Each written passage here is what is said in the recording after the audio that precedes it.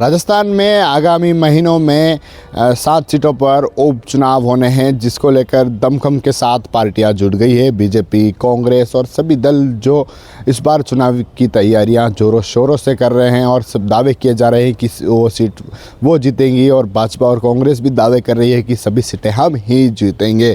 हम बात कर लें सलूम्बर और चौरासी की, क्योंकि यहाँ पर बीजेपी और कांग्रेस की गणितें बिगड़ रही है। लगातार नेता जो दौरे कर रहे हैं, क्योंकि सलूम्बर में जो विधायक अमृतलाल मीणा थे, उनकी मौत के बाद अब वहाँ पर भी जो लगातार जो पार्टी के नेता हैं दौरे कर रहे, चाहे बीजेपी हो, चाहे कांग्रेस हो, चाहे बाप पार्टी हो या फिर ऐसे और दल हों जिनके नेता भी दौरे कर रहे हैं। वहीं 84 जिस पर भी वही स्थितियां हैं, क्योंकि वहाँ पर राजकुमार रोत जो सांसद बने उसके बाद सीट खाली हुई और वहाँ पर भी बीजेपी और कांग्रेस के नेताओं ने मंथन किया और राजकुमार रोत भी उस क्षेत्र में दौरा कर रहे हैं। क्योंकि दोनों जगह अब स्थितियाँ देखें तो बीजेपी, कांग्रेस और भारत आदिवासी पार्टी यानी त्रिकोणीय मुकाबला इस बार रह सकता है।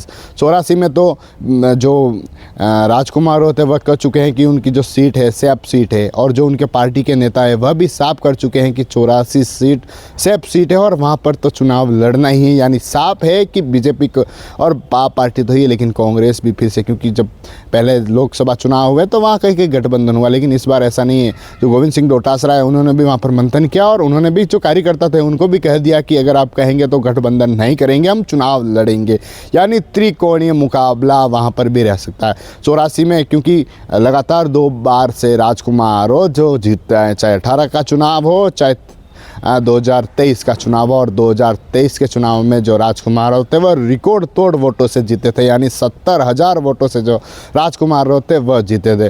तो इस बार उस क्षेत्र में साफ तौर पर कह सकते हैं कि जो भारत आदिवासी पार्टी है, जो राजकुमार होते हैं, उनका कहीं की पलड़ा भारी रह सकता है। और साफ तौर पर वहाँ पर देखने को मिला है, पिछले 2 चुनाव हुए हैं उसमें देखने को मिला है जो राजकुमार रोत जो 70,000 वोट 2023 के चुनाव में लाते हैं, उससे पहले BTP से चुनाव लड़े, वहाँ से जीत गए। यानी साफ तौर पर कहीं न कहीं वो भी सेफ सीट मान रहे हैं भारत आदिवासी पार्टी, और भाजपा भी वहाँ पर दमखम के साथ उतर गई है, कांग्रेस भी उतर गई है। वहीं अगर सलूम्बर की बात करें तो सलूम्बर में भी 2013 का चुनाव, 2018 का चुनाव और 2023 का चुनाव बीजेपी के जो अमृतलाल मीणा थे वह जीते। यानी बीजेपी का गढ़ कह सकते हैं कि बीजेपी का गढ़ वहाँ पर आया, लेकिन जैसे ही विधायक की मौत हुई उसके बाद वहाँ पर भी त्रिकोणीय मुकाबले जैसी स्थितियाँ बन रही है।